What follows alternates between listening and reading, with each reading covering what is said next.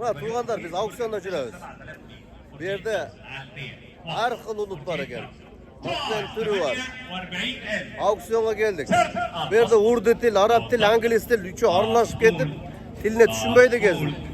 İngilizce emas, urducha emas, Arapça emas. Buna başladı. Buna maşına zakaz beriveresinglar. Özüm geldim buna. Geviri işembe adat gelsinler. Buna uje terdeye başladım. 20 kılaran Vestaş'ta elde geldik da. Bak cer gıdırgıla, cer görgüle de otpay buna. Tünkü saat bir de 10 bolup kaldı. Buna o yerde auksiyon boldur. Şu Dubai, Şarja şaharlarının her bir yerinde şunday 7 günden bolat eken. Deme. Auksiyon. Hazırlar gü oltağız buyursa. Zakaz berimizde bizden özümün kanalım Instagram, YouTube, anan WhatsApp, Telegram, buyursa TikTok'ta kızık bayatını TikTok'ta açat okşayız.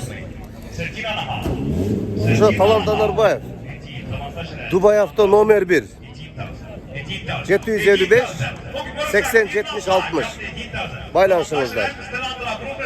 Maşinlerde arzan alıp veririz. Buyursa Kırgızistan'a karaganda bir tövle arzan.